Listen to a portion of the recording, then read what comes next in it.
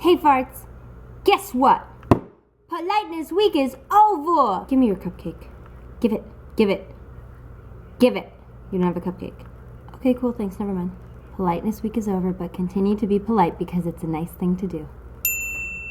So this week I'm actually pulling out a new challenge that was not on my original list of ideas because I thought of it on the subway platform the other day, and the best ideas I've had come on the subway platform, so I decided to trust that. Like my idea to start a blog called FartWithHeadphonesOn came when I farted on the subway platform while wearing headphones. I was also wearing headphones when I came up with this idea. I don't think I farted though. For the sake of the story, if it makes it better for you, then I totally farted. Totally farted. This week's challenge is listen when people talk. I've talked about this before, I'm not sure when exactly, and I'm sure that you've probably heard it a million times, but listen to me, okay? When someone's talking to you, what are you doing? Are you listening to what they're saying, or are you formulating what you're going to say next and waiting for your turn to talk? Or even worse, are you trying to look at a website or read an email or watch a TV show and you're only half listening to what they're saying? Follow up to that last question, how does it feel for you when someone only gives you half of their attention while you're talking? Think about that. Now, I know that sometimes someone will start speaking to you when you're already in the middle of doing something, but that doesn't mean you can't take responsibility for your listening by either asking them if they can hang on a sec while you finish what you're doing, or by deciding to stop what you're doing and giving them your full attention. You always have a choice here. You always have a choice, whether it's to stop what you're doing and give them your attention, or to decide to tell them that you need a second. It's a choice. Have you heard that quote by Gandhi, be the change that you want to see in the world, or that you wish to see, wish?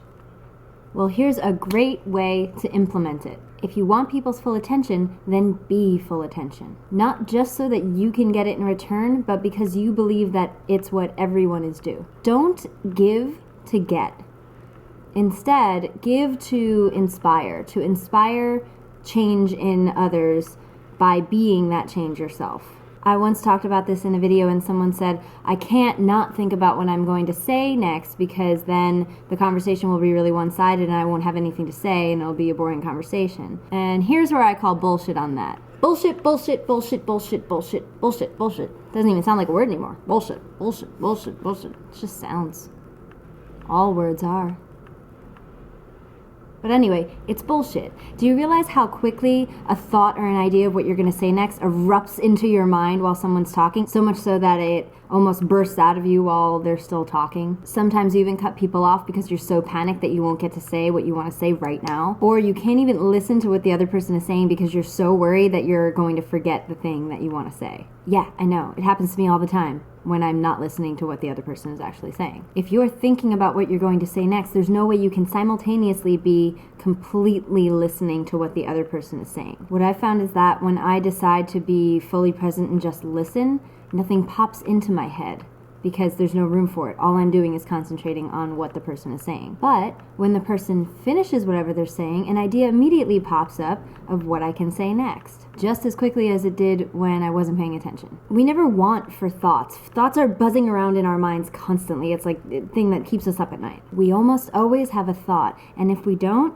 guess what? It's okay to be quiet. Please, I beg of you, take a second to just pause and breathe in the middle of a conversation. Listen, pause, think, breathe, react.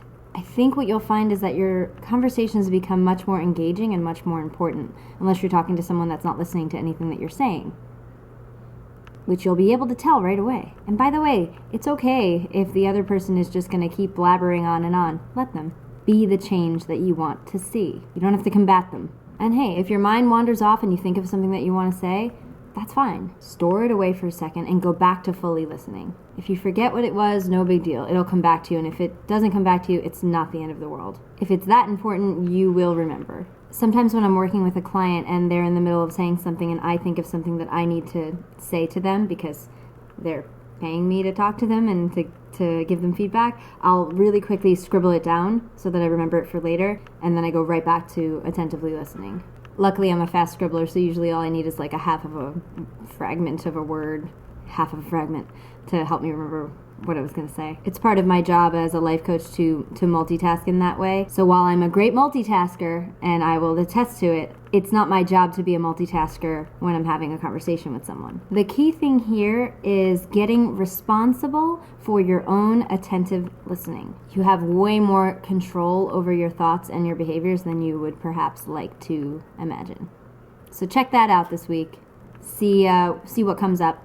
Don't beat yourself up if you find yourself still cutting people off and not listening. Just be aware of it. Just become aware of it. This is a constant practice, just like all of the other challenges. You can't fail any of these challenges. They are simply something that you set in motion in your life and then continue to do, hopefully. Or not. Whatever. Oh my god, I'm drinking out of a jar. Ah, I'm a hipster. I must be a hipster. On some PBR in a jar. I'll go get some. I have it in my fridge.